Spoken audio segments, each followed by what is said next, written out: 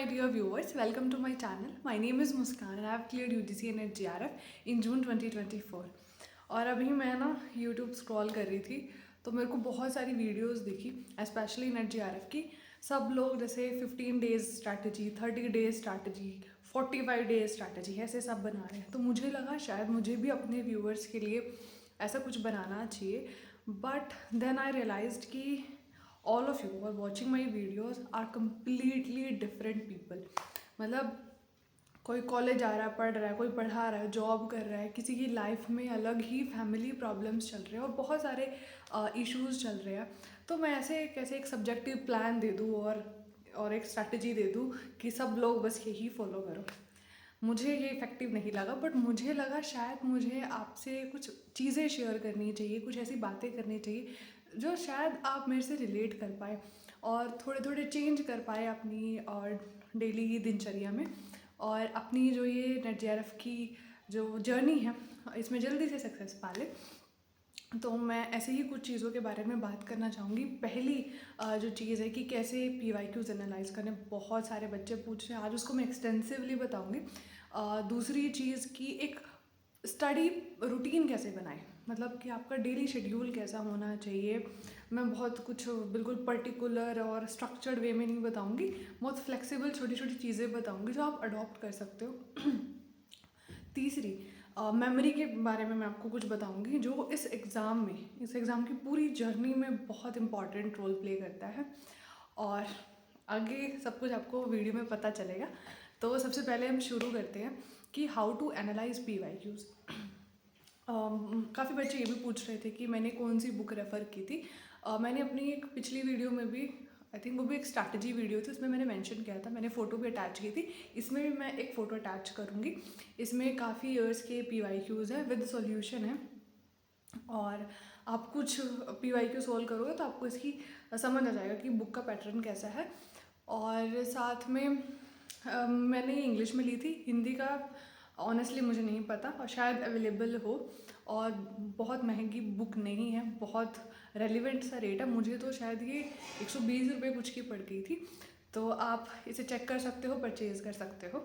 और दूसरा जो आप सब पूछ रहे थे कि PYQs एनालाइज कैसे करनी है, तो मैं आपको एक एग्जांपल से बताती हूँ। जैसे अभी कुछ पिछले एग्ज़ाम्स में वाटर डिसीज़ पे बहुत क्वेश्चंस आने लगे हैं, ठीक है। अभी अगर आप PYQ सॉल्व करो, मान लो आपके आगे यही एक PYQ आ गया कि कैसे कि वाटर डिसीज़ में ऐसी पर्टिकुलर एक बीमारी का नाम दिया, जैसे टाइफाइड है, ठीक है। आपको ये पूछा है कि वायरस से फैलती है, बैक्टीरिया से फैलती है, ऐसा कुछ है, ठीक है। आपने वो क्वेश्चन पढ़ा, आपने उसका सोल्यूशन देख लिया, एक काम तो वहीं हो गया।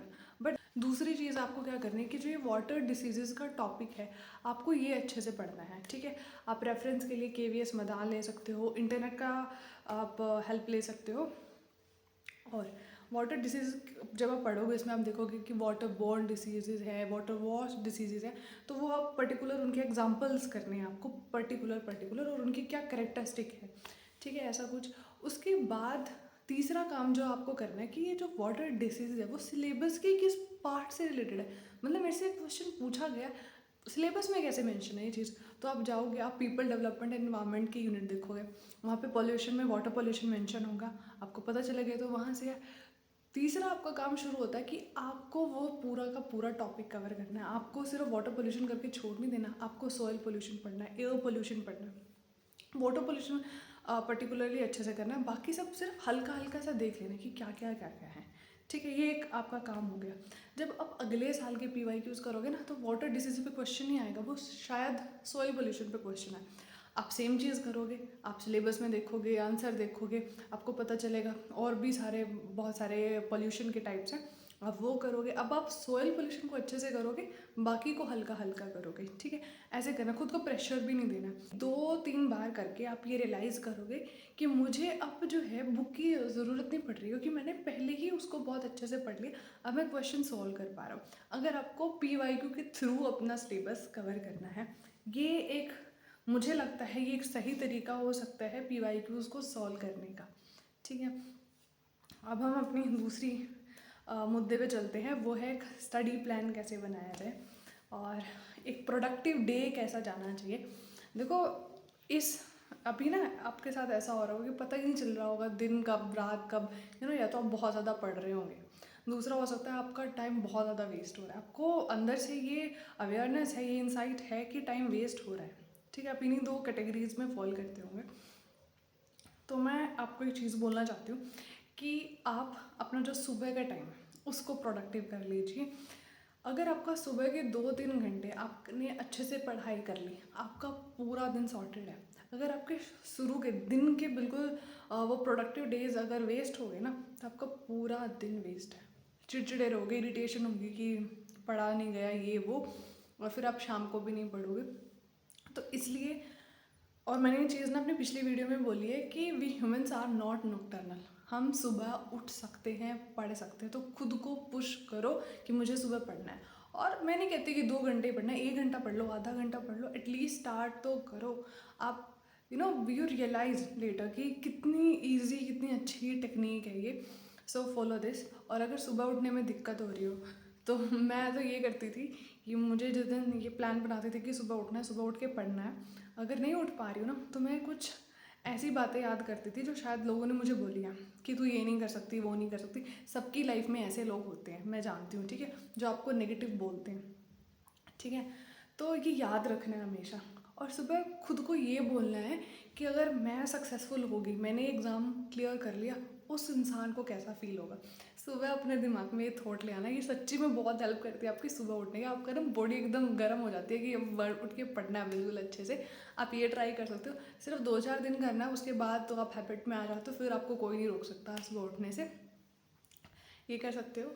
और अगर आपको पढ़ने में, घर पर पढ़ने में दिक्कत हो रही हो, तो मैं आपको रेकमेंड करूँगी कि प्लीज़ कोई लाइब्रेरी ज्वाइन कीजिए। अगर आप मतलब कॉलेज आते हो, मास्टर्स कर रहे हो, तो अपनी यूनिवर्सिटी की, कॉलेज की लाइब्रेरी का भरपूर यूज़ कीजिए। और अगर किसी के आसपास है तो प्लीज़ वहाँ पे जाइए, क्योंकि लाइब्रेरी आपको एक तो डिसिप्लिन प्रोवाइड करती है। क्योंकि लाइब्रेरी जाना है तो ये सुबह ही जाना है, शाम को तो लाइब्रेरी जाओगे नहीं, तो सुबह ही दिमाग में प्लान होगी सुबह 9 बजे लाइब्रेरी जाना है, ठीक है।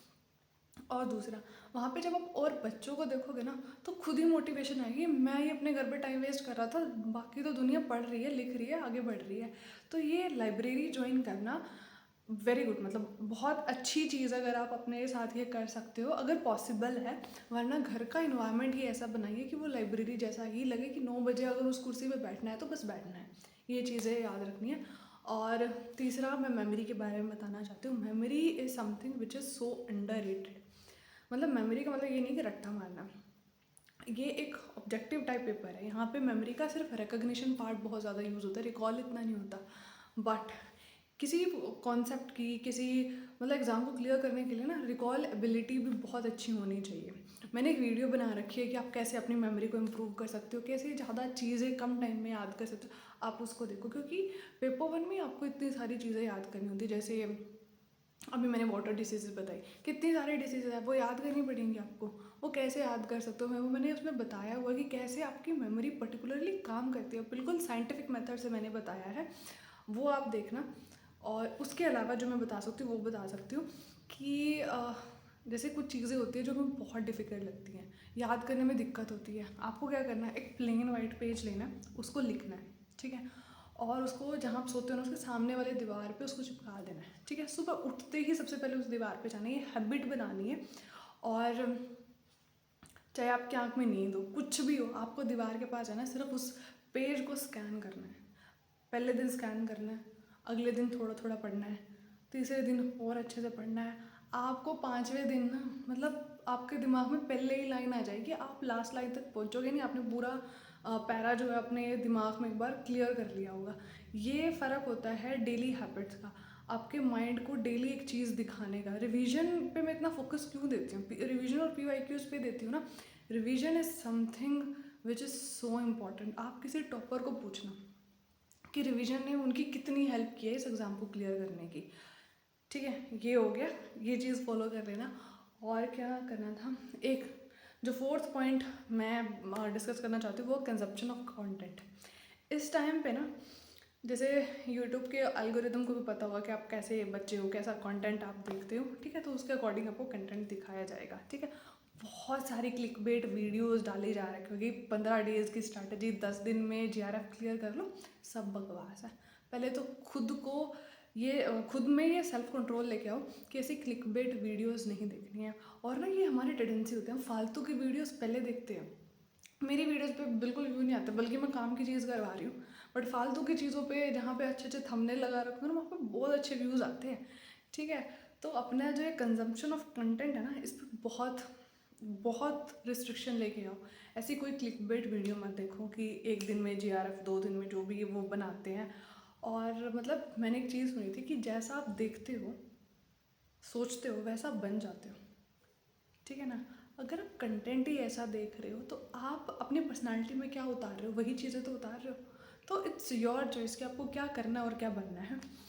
तो 4th चीज़ ये थी, एग्ज़ाम से पहले बिल्कुल सॉर्टेड रहो कि मेरे को अगर एक प्रोफेसर बनना है, मुझे रिसर्च में जाना है, तो आप क्या करो, जो नेट GRF के टॉपर्स होते हैं उनके इंटरव्यू सुनो। खाना खाते समय अगर मतलब आप मूवीज़ देखते हो, ये देखते हो, उनके इंटरव्यूज़ सुनो, उनकी अप्रोच को समझो। जब आप डेली डेली वो चीज़ देखोगे ना, तो उनका माइंडसेट आपके अंदर डेवलप होगा, आपके अंदर अच्छी हैबिट्स आएंगी। ठीक है, दूसरा, अगर आपको प्रोफेसर बनना है तो जो प्रोफेसर्स बन गए हैं ना, उनकी इंटरव्यू देखो, वो आपको और पुश करेगा क्यों मेरे को इस एग्ज़ाम के लिए पढ़ना है। ठीक है, ये कर सकते हो। 5th चीज़ जो मुझे आप सबसे शेयर करनी है कि how to approach this exam. भाई ये एग्ज़ाम इतना इजी नहीं है जैसा ये 2020 में था, 2021 में था। एग्ज़ाम थोड़ा ठीक चल रहा था, एग्ज़ाम की कट ऑफ बहुत हाई जा रही है, बहुत बहुत कम लोग जो है GRF बन रहे हो। अगर आप जनरल कैटेगरी से हो तो और भी मुश्किल होता जा रहा है। तो इस एग्ज़ाम को कैजुअल मत लो, बहुत इंपॉर्टेंस है इस एग्ज़ाम की। ठीक है, प्रोफेसर बनने का सपना सपना रह जाएगा अगर ये एग्ज़ाम में नेट क्लियर नहीं हुआ। ठीक है, अगर हम चीज़ों को कैजुअली लेते हैं ना, तो वो चीज़ें भी हमें कैजुअली लेना स्टार्ट कर देती है। सो बी सीरियस। और एग्ज़ाम के टाइम पे, मतलब एग्ज़ाम से 1-2 दिन पहले खुद को प्रेशराइज़ नहीं करना है कि मेरी तैयारी नहीं हुई, जितनी हुई है गो विद दैट। है ना, जाओ उसको लेके कॉन्फिडेंस के साथ जाओ, घबराना नहीं है। आपने अगर मेहनत की है तो वो दिखेगी, वो रिजल्ट में भी दिखेगी। अगर वो इस एग्ज़ाम में नहीं दिखेगी तो 6 महीने बाद दिखेगी, बट अगर मेहनत की है वो कहीं ना कहीं तो विजिबल होगी ही होगी। तो ये विश्वास लेके जाना है। कुछ कमेंट्स के आंसर भी कर देती हूँ। बहुत सारे बच्चे मुझे बोल रहे हैं कि मेरी वॉइस नहीं आती, ये वो। यार मैंने जो है माइक ऑर्डर किया था और वो अनफॉर्चुनेटली डिफेक्टिव आ गया, तो फिर उसको एक्सचेंज करना पड़ेगा। तो मैं इसी करके जो है वीडियो डिले कर रही थी, पर मुझे अब लगा कि नहीं, अब पोस्टपोन करना वीडियो को अच्छा नहीं है। मुझे शायद उनको ये राइट इन्फॉर्मेशन अभी देनी चाहिए, अगर लेट करूँगी तो वो शायद उसी लूप में चलते होंगे कि पढ़ लिया नहीं पढ़ा। So I want that you all clear. बहुत सारे बच्चे आंसर्स करते हैं, मैं जो होमवर्क देती हूँ वो करते हैं। I am proud of you all. मतलब कोई इतना डिसिप्लिन, कोई इतना सीरियस नहीं होता अपनी स्टडीज़ को लेके कि वो वीडियो देखेगा और वो क्वेश्चन को सॉल्व करके उसका कमेंट में आंसर करेगा। इट रिक्वायर्स ना एफर्ट, और ये हर किसी के दम की बात नहीं है। मतलब कुछ ही, और यही GRF बनते कि नेट क्लियर करते हैं, जैसे रैंडमली देख ली वीडियो, सॉल्व करना है, करा, नहीं तो नहीं सही, फिर बस एग्ज़ाम भी उनको ऐसे ही लेगा, हो गया तो हो गया, नहीं हो गया तो नहीं सही, ऐसा ही होता है। और वीडियो का कंटेंट अब ख़त्म हो चुका है। So and at last, if you find my videos informative and helpful, so like my videos and subscribe to my channel. Thank you so much for watching this video.